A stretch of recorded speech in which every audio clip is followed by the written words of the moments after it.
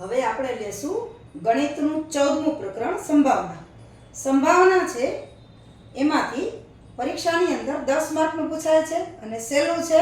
થોડુંક ધ્યાન આપો તો 10 એ 10 માર્ક તમે મેળવી શકો. તો આપણે શરૂ કરીએ છીએ સંભાવના. સૌથી પહેલા તો સંભાવના એટલે શું? સંભાવનાનો વ્યાવહારિક અર્થ છે એ શક્યતા છે. ઘણી બધી ઘટનાઓ આપણે જોઈએ છીએ જે ઘટના બને કે ન બને એની શક્યતાઓ રહેલી છે. ઇંગ્લિશમાં જેને પ્રોબેબિલિટી કહેવામાં આવે છે. વ્યાવહારિક શબ્દ શક્યતા, ઇંગ્લિશમાં પ્રોબેબિલિટી, અને ગણિતની ભાષામાં જેને સંભાવના કહેવામાં આવે છે. હું તમને એક સાદું ઉદાહરણ આપું. ક્રિકેટ મેચ આપણે બધા જ જોઈએ છીએ. કોઈ પણ બે દેશ જ્યારે રમતના મેદાનમાં આવે ત્યારે કોણ ફિલ્ડિંગ કરશે, કોણ બેટિંગ કરશે એ નક્કી કરવા માટે સિક્કો ઉછાળવામાં આવે છે, જેને આપણે ટોસ કહીએ છીએ. અને જે જીતે એ ફિલ્ડિંગ કે બેટિંગ છે એ સ્વીકારે છે. તો જો સિક્કો ઉછાળવાની ઘટના છે, સિક્કો જ્યારે ઉછળે અને જમીન પર પડે ત્યારે એની બે જ શક્યતાઓ છે, કાં કાટ આવશે ને કાં છાપ આવશે, અથવા તો હેડ અથવા તો ટેલ. તો આ બે શક્યતાઓ છે જેને આપણે ગણિતમાં સંભાવનાઓ કહીએ છીએ. તો કાટ અને છાપ બેમાંથી એક જ શક્યતા છે, તો એને સમસંભાવી ઘટના કહેવાય. સરખી જ સંભાવના છે. કાટ આપવાની પણ સરખી જ સંભાવના છે, છાપ આવવાની પણ સરખી જ સંભાવના છે. એટલે એવી ઘટનાને સમસંભાવી ઘટના કહેવાય. બીજું ઉદાહરણ આપો તો તમે પાસો જોયો હશે જેની 6 બાજુ છે. પાસાથી રમતી વખતે એને ઉછાળીને જ્યારે નીચે પછાડવામાં આવે છે, કોઈ પણ રમત રમીએ ત્યારે એમાં ઉપરની સપાટી ઉપર જે અંક હોય અથવા તો જેટલા ટપકા હોય 1 થી 6 હોય છે. 1, 2 ટપકા, 2 ટપકા, એવી રીતે 6 સુધી હોય છે. તો એમાંથી કોઈ પણ જે ઉપર આવે છે એ એનો ક્રમ ગણાય છે. એટલે આ ઘટનામાં પણ 1 થી 6 ની સંભાવના રહેલી છે. હવે સંભાવના ગણિતમાં કેવી રીતે લખાય એ આપણે જોઈએ. ધારો કે કોઈ પણ ઘટના એ હોય, ઘટના એની સંભાવના PA એવી રીતે લખાય છે. કોઈ પણ ઘટના A હોય એની સંભાવના P કૌંસમાં A, ઘટના બીજી હોય તો B, P કૌંસમાં B, C D, ઘટના E હોય તો P કૌંસમાં E, આવી રીતના લખવામાં આવે છે. અને ઘટના બને એની સંભાવના PA, પણ ઘટના નહીં અથવા તો ન બને તેની સંભાવના PA માથે આવી રીતે ડેશ કરવામાં આવે છે. ઘટના એની સંભાવના PA છે, પણ ઘટના નહીં તેની સંભાવના PA ડેશ છે. B હોય તો B ડેશ, C હોય તો D, C ડેશ, જે હોય. હવે આ ઘટના બને અને ઘટના ન બને, આ બેનો સરવાળો હંમેશા 1 થાય છે. આ બેમાંથી કોઈ પણ એકનું મૂલ્ય આપ્યું હોય તો તમે બીજાનું મૂલ્ય શોધી શકો છો. ધારો કે PA નું મૂલ્ય આપ્યું છે તો આપણે આ શોધવા છે કે ઘટના નથી બનતી એની સંભાવના કેટલી. તો 1 માંથી PA ને આપણે બાદ કરશું. આ બાજુથી બરાબરની ઓલી બાજુ જાય એટલે માઈનસ થશે. એવી જ રીતે ઉલટું, PA 12 આપણને આપ્યા છે અને PA શોધવા છે. તો PA, તો આ PA નહીં એટલે કે PA 12 1 ની બરાબરની ઓલી બાજુ જશે તો એ માઈનસ થશે.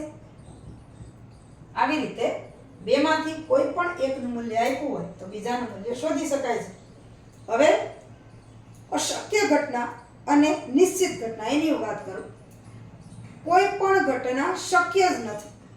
ધારો કે હું ઉદાહરણ આપું કે સૂર્ય છે એ પૃથ્વી પર પશ્ચિમમાં ઉગે છે, શક્ય જ નથી. અથવા તો સૂર્ય છે એ પૃથ્વી પર પૂર્વમાં આથમે છે, શક્ય જ નથી. અથવા તો તમે 25 માર્કની ટેસ્ટ ભરો છો તો એમાંથી તમને 27 માર્ક આવે છે, તો એ શક્ય જ નથી. તો આવી અશક્ય ઘટના હોય એની સંભાવના હંમેશા 0 હોય છે. આ ખાસ યાદ રાખવાનું છે. અશક્ય ઘટનાની સંભાવના 0 છે. હવે એવી ઘટના કે જે ચોક્કસ છે, હું આમાં જ ઉદાહરણ આપું સૂર્યમાં. તો પૃથ્વી પર સૂર્ય પૂર્વમાં ઉગે છે, ચોક્કસ ઘટના છે, નિશ્ચિત છે, એમાં કોઈ શંકાને સ્થાન જ નથી. તો આવી નિશ્ચિત અને ચોક્કસ ઘટના હોય એની સંભાવના 1 છે. સૂર્ય પશ્ચિમમાં આથમે છે એની ઈ પણ નિશ્ચિત છે, ચોક્કસ જ છે, એટલે એની ઘટના ઈ ઘટનાની સંભાવના 1 થાય. એટલે કે ચોક્કસ ઘટના અથવા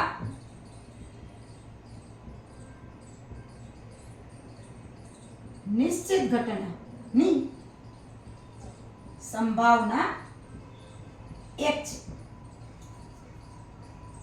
હવે કોઈ પણ ઘટનાની સંભાવના હોય એ 0 થી મોટી અથવા બરાબર, 1 થી નાની અથવા બરાબર થાય. કોઈ પણ ઘટનાની સંભાવના, અશક્ય ઘટનાની સંભાવના 0 અને ચોક્કસ અથવા તો નિશ્ચિત ઘટનાની સંભાવના 1. આ 0 અને 1 એમની વચ્ચે દરેકે દરેક ઘટનાની સંભાવનાનું મૂલ્ય રહેલું છે. ક્યારેય કોઈ પણ ઘટનાની સંભાવના 0 થી નાની એટલે કે ઋણ ન હોય. સંખ્યા રેખામાં તમે જોયું હોય તો વચ્ચે 0 છે, એક બાજુ પ્લસ છે, એક બાજુ માઇનસ છે. તો ઋણ ક્યારે એટલે કે માઇનસ ક્યારે કોઈ પણ ઘટનાની સંભાવનાનું મૂલ્ય ન હોય અને 1 થી વધારે પણ કોઈ પણ ઘટનાની સંભાવનાનું મૂલ્ય ન હોય.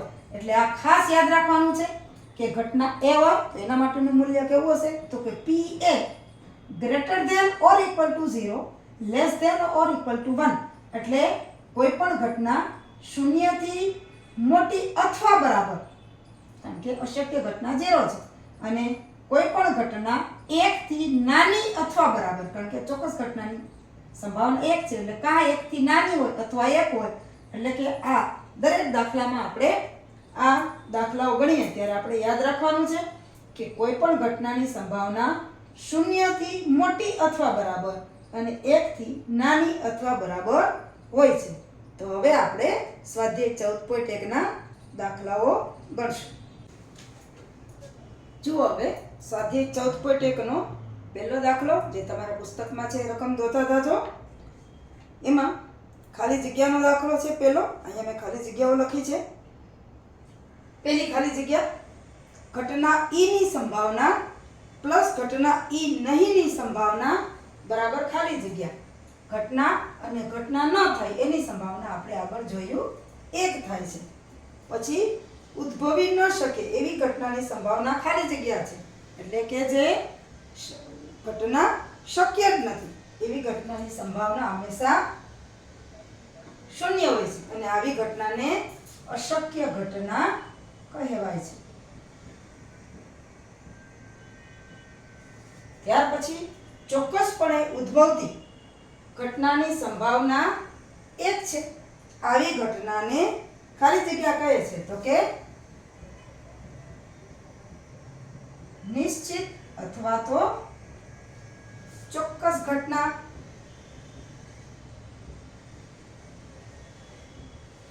ત્યાર પછી પ્રયોગની તમામ મૂળભૂત અથવા તો પ્રાથમિક ઘટનાઓની સંભાવનાનો સરવાળો ખાલી જગ્યા છે 1 છે. હવે ઘટનાની સંભાવના ખાલી જગ્યાથી મોટી અથવા તેના જેટલી અને ખાલી જગ્યાથી નાની અથવા તેના જેટલી હોય છે. એટલે કે કોનાથી મોટી આપણે આગળ જોઈએ તો 0 થી મોટી અથવા તેના જેટલી અને 1 થી નાની અથવા તેના જેટલી હોય છે. હવે બીજો દાખલો જોઈએ તો નીચે આપેલ પૈકી કયા પ્રયોગના પરિણામો સમસંભાવી છે?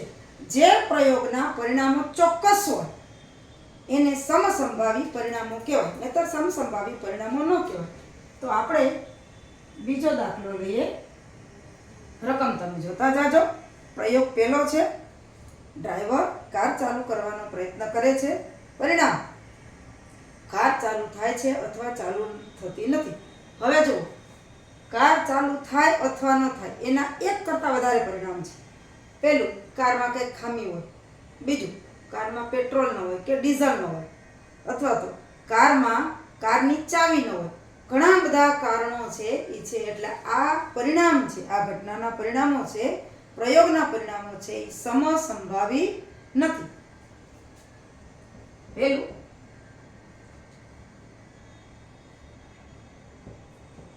પરિણામો સમસંભાવી નથી. ત્યાર પછી બીજી જે ઘટના છે, પ્રયોગ છે કે ખેલાડી બાસ્કેટબોલને તાકીને બાસ્કેટમાં નાખવાનો પ્રયત્ન કરે છે, તે તાકીને બાસ્કેટમાં નાખે છે અથવા ચૂકી જાય છે, તો એના ઘણા બધા પરિણામો આવે. કોઈ ચોક્કસ પરિણામ ન આવે. ખેલાડી નવો હોય, એને બરોબર આવડતું ન હોય, અથવા તો એકદમ કુશળ હોય, અથવા તો એને જે મેદાન હોય એમાં એને ફાવતું ન હોય. આવા ઘણા બધા ઉદાહરણો છે કે એટલે આ પ્રયોગનું પરિણામ પણ સમસંભાવી નથી, ચોક્કસ પરિણામ મળતું નથી. આ પ્રયોગના પરિણામો પણ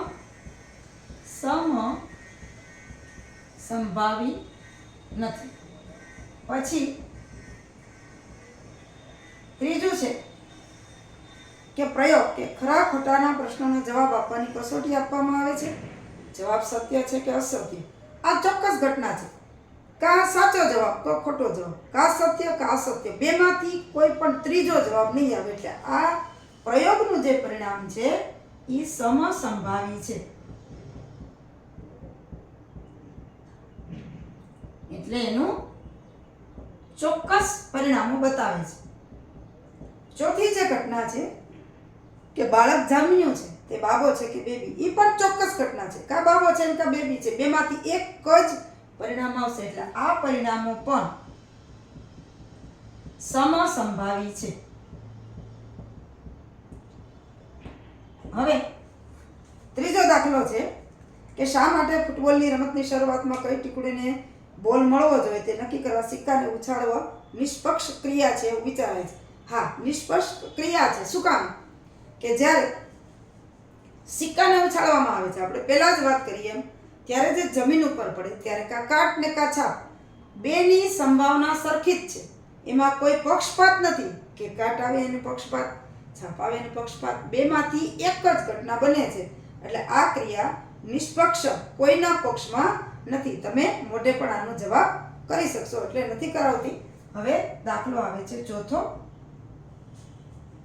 નીચેનામાંથી કયા વિકલ્પ ઘટનાની સંભાવના ન હોઈ શકે? હવે એમાં એ આપ્યું છે 2/3, બી છે -1.5, સી છે 15% અને ડી છે 0.7. હવે જુઓ, સંભાવના ન હોઈ શકે કઈ? 2/3, એટલે કે અંશ નાનો છે, છેદ મોટો છે, એટલે પોઈન્ટમાં જવાબ આવશે 0 point something. તો એ તો ઘટના છે જ, કારણ કે આપણે જોયું કે ઘટનાની સંભાવના 0 થી મોટી અને 1 થી નાની. બીજું જે છે ઋણ એ 0 થી નાના છે. તમે સંખ્યા રેખા જુઓ તો વચ્ચે 0 આવે, એક બાજુ પ્લસ એક બાજુ માઇનસ. તો ઋણ સંખ્યા છે એ 0 થી નાના છે, એટલે એ સંભાવના ન હોઈ શકે.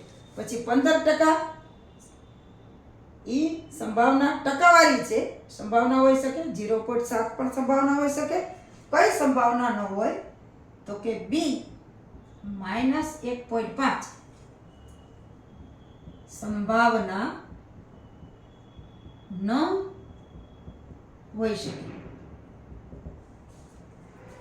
ત્યાર પછી પાંચમો દાખલો છે.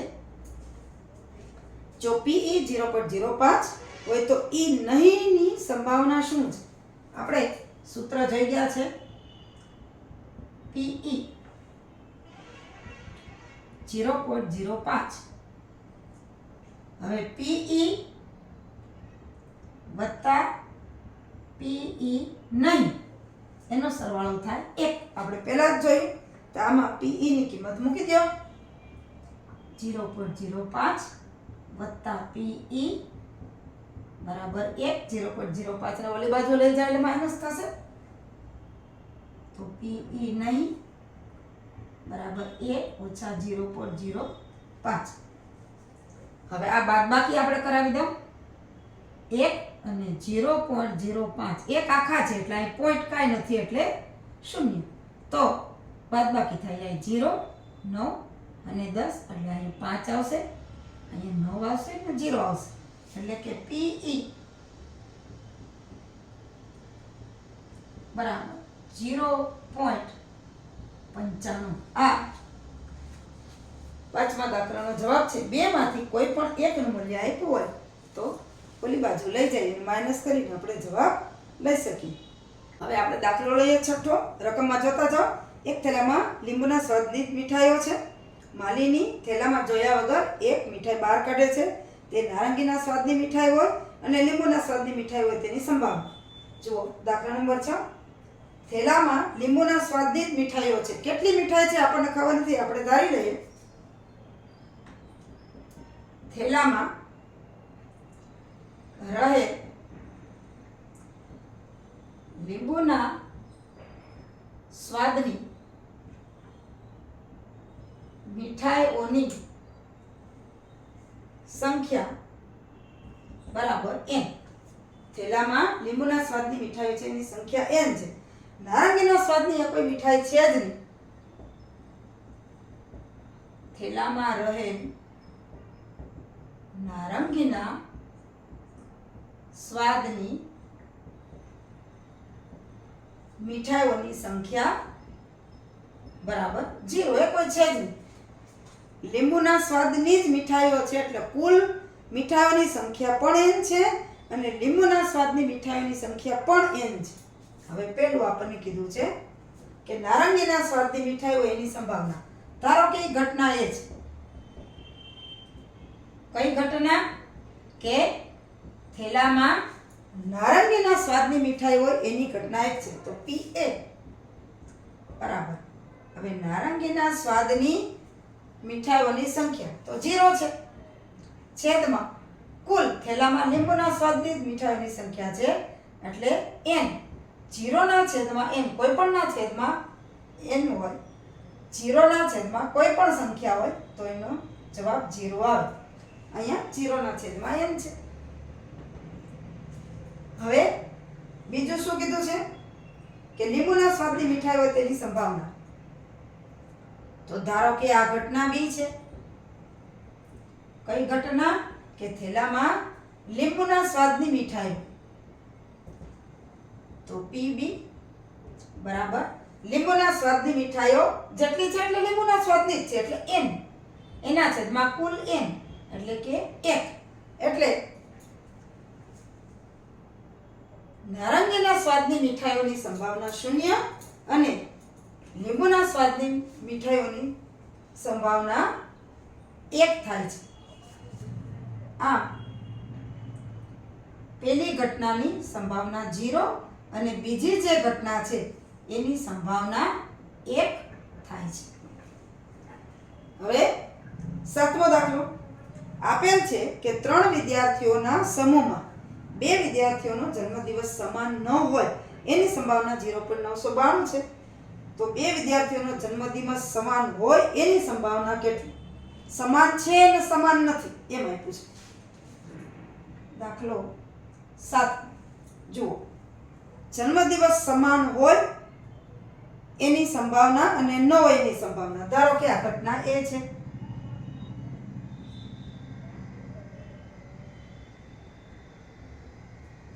તો જન્મદિવસ સમાન છે.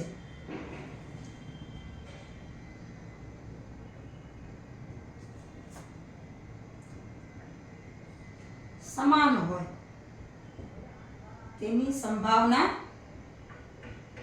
PA અને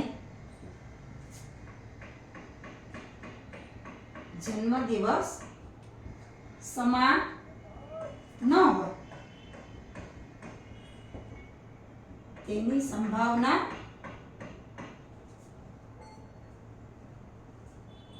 PA માથે 12. હવે આપણે સૂત્ર પ્રમાણે જોઈએ. આપણે શીખી ગયા કે PA પ્લસ PA બરાબર 1. આપણને કીધું છે કે જન્મદિવસ સમાન ન હોય એની સંભાવના 0.092 છે. 0.0992 છે એટલે PA વત્તા 0.992. તો જન્મદિવસ સમાન હોય એટલે PA શોધો.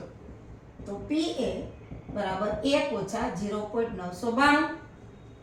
એક પૂર્ણાંક છે આ 0.992 છે એટલે જોઈ લઈએ 1.992 0 0 0 0 પછી 3 આંકડા છે અને 0.992 અહીં 0 9 9 અને 10 8 0 અને 0 એટલે જન્મદિવસ સમાન હોય એની સંભાવના 0.08 થાય છે. આપણે લખીએ જન્મદિવસ સમાન હોય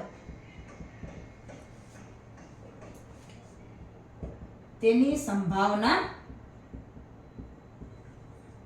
0.008 છે. ત્યાર પછી 8મો દાખલો. એક થેલામાં 3 લાલ અને 5 કાળા દડા છે. થેલામાંથી એક દડો યાદચ્છિક રીતે એટલે જોયા વગર એમને કાઢવામાં આવે છે. બહાર કાઢેલ દડો લાલ હોય અને લાલ ન હોય તેની સંભાવના કેટલી? હવે કુલ દડાની સંખ્યા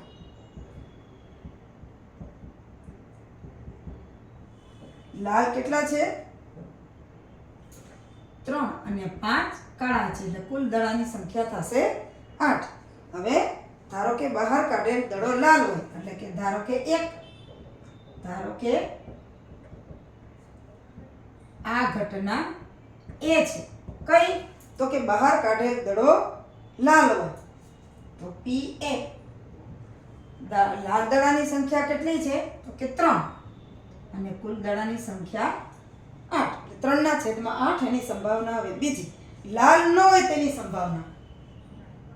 હવે દાખલો બે રીતે થાય. ન હોય એની સંભાવના એટલે PA 12 લેવા પડે અને એકમાંથી એને બાદ કરવા પડે. પણ બીજી રીતે આપણે જોઈએ સહેલી રીતે તો થેલામાં કુલ 2 જ રંગના દડા છે, એક કાળા અને એક લાલ. લાલ ન હોય તો એ દડા કેવા હોય? કાળા હોય. ધારો કે આ ઘટના બી છે. શું બી છે? લાલ ન હોય તેવા દડા કાળા છે એટલે લાલ ન હોય એની સંભાવના એટલે એવા દડા કાળા છે. તો PB બરાબર લાલ નહીં પણ કાળા દડાની સંખ્યા. કાળા દડા છે 5 તો 5/8 એ આ દાખલાની સંભાવના આવે. એટલે કે લાલ હોય એની સંભાવના આ બીજી રીતે પણ થાય. લાલ નથી એટલે એકમાંથી આ 3/8 ને બાદ કરો એ રીતે પણ દાખલો થઈ શકે. બીજી રીત જોઈએ તો PA વત્તા PA12 બરાબર 1 તો PA12 બરાબર 1 ઓછા 3/8 તો લઘુત્તમ સાધારણ અવયવ આવે 8 ઓછા 3/8 એટલે કે 5/8. એ રીતે પણ PA12 એટલે કે PB બરાબર 5/8 આવે. પણ આ રીત સહેલી છે કે લાલ ન હોય એવા દડા કાળા જ છે એ માની અને સીધો દાખલો ગણવામાં આવે. 9મો દાખલો આપણે જોઈએ. એક પેટીમાં 5 લાલ લખોટીઓ, 8 સફેદ, 4 લીલી લખોટીઓ છે. તો એક લખોટી યાદચ્છિક રીતે બહાર કાઢવામાં આવે તો બહાર કાઢેલ લખોટી લાલ હોય, સફેદ હોય અને લીલી ન હોય એની સંભાવના કેટલી? હવે પેટીમાં સૌથી પહેલા જોશું કુલ લખોટીઓની સંભાવના. પેટીમાં રહેલ કુલ લખોટીની સંખ્યા કેટલી છે? તો કે 5 લાલ છે, 8 સફેદ છે અને 4 લીલી છે. 8 ને 5 13 ને 4 કુલ 17 લખોટીઓ છે એટલે કુલ પરિણામ આવશે 17. હવે પેલું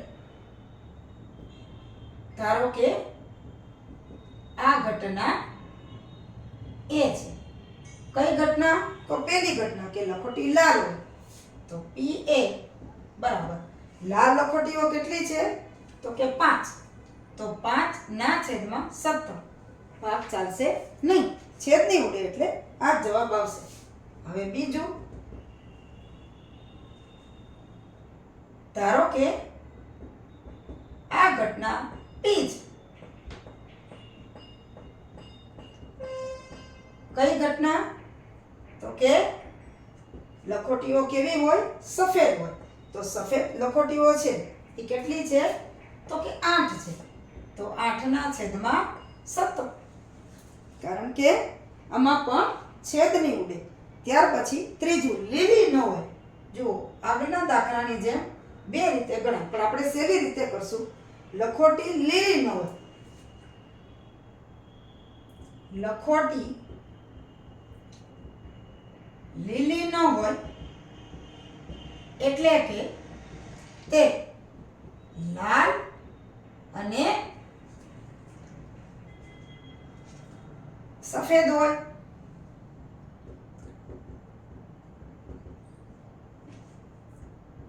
તો આ ઘટનાની સંભાવના ધારો કે સી છે. લખોટીઓ લીલી ન હોય એટલે કે તે લાલ અને સફેદ હોય, બે હોય. તો આ ઘટનાની સંભાવના સી છે. તો PC એટલે લાલ અને સફેદ. લાલ છે 5 અને સફેદ છે 8, એટલે બેનો સરવાળો થશે 5 + 8/17, એટલે 13/17. એટલે ત્રીજી ઘટના છે એની સંભાવના 13/17. આમાં પણ છેદ ઉડશે નહીં. એટલે અહીંયા આવી રીતે આ દાખલો ગણવામાં આવે છે. ત્યાર પછી 10મો દાખલો છે, એના જેવો જ છે. સિક્કાઓનો દાખલો છે. આના જેવો જ દાખલો છે. આમાં લખોટી છે, આમાં સિક્કા છે. તમે તમારી રીતે કરી લેજો. હું હોમવર્કમાં આપું છું. ન સમજાય તો મને કહેજો, હું ફરી પાછી ક્યારેક કરાવી દઈશ. એવી જ રીતે 11મો દાખલો પણ એવો જ છે. આગળ આપણે જે કરી ગયા છીએ નારંગી વાળો દાખલો, એવો જ દાખલો છે. એટલે 10 અને 11 તમને હોમવર્કમાં આપું છું. ન આવડે તો મને કહેજો, હું તમને ફરીથી કરાવી દઈશ. હવે લઈએ 12મો દાખલો. જો, તકની એક રમતમાં આકૃતિ આપી છે. ગોળ ફરતું એક તીર એટલે કે એરો હોય છે. એમાં 1 2 3 4 5 6 7 ને 8 એમાંથી કોઈ એક સંખ્યા પાસે નિર્દેશ કરતું તીર અટકે છે. આપણે મેળામાં અને ઘણી જગ્યાએ આવા ખેલ કે રમત જોઈએ છીએ કે ટક ટક ટક ટક ટક ટક કરતું તીર જે હોય એક જગ્યાએ અડે. આમાં 1 થી 8 ચિત્ર બતાવ્યું છે, એટલે દોરતી નથી. ચિત્રમાં 1 થી 8 આંકડા છે, એમાં કોઈ એક જગ્યાએ અટકે છે અને આ પરિણામો સમસંભાવી છે. તો 4 આપી છે, એની સંભાવના આપણે શોધવાની છે. હવે આમાં 1 થી 8 એટલે કુલ પરિણામોની સંખ્યા છે 8.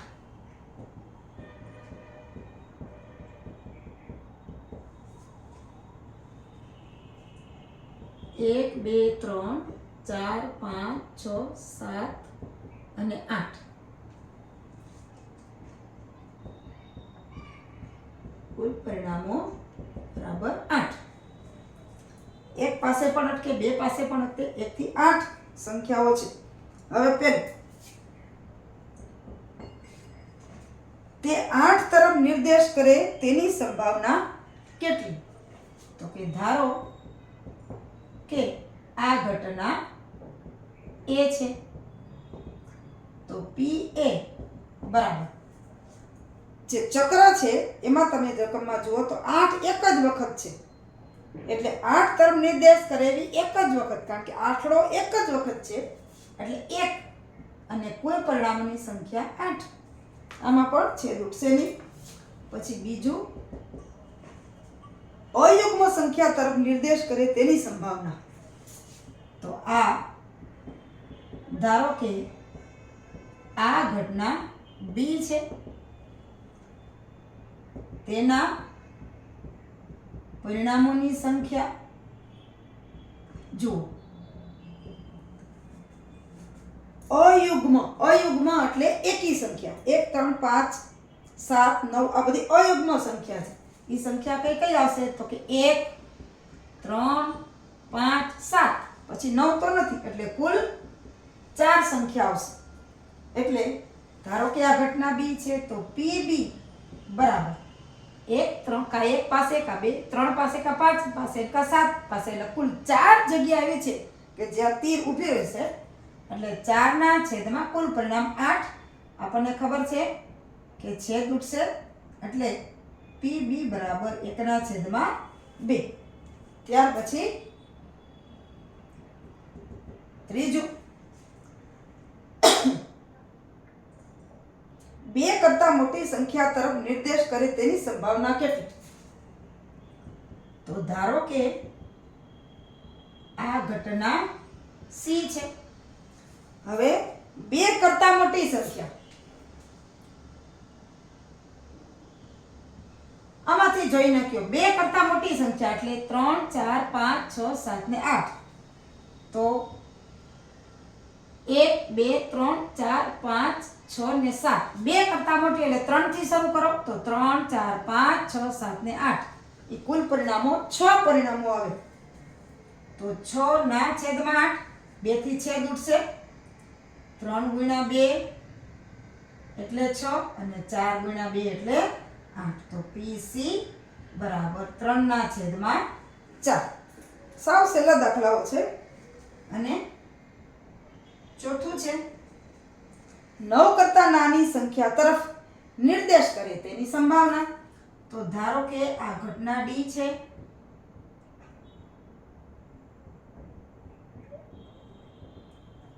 તો PD બરાબર, હવે 9 કરતાં નાના, આ બધા 9 કરતાં નાના જ છે, 8 એ 8 એટલે 9 કરતાં નાની સંખ્યા તરફ નિર્દેશ કરે તો એવી 8 જગ્યા છે એના છેદમાં 8 એટલે 8 ના છેદમાં 8 એટલે 1 એટલે કે PD બરાબર 1. આવી રીતે આ દાખલાઓ કરી શકાય.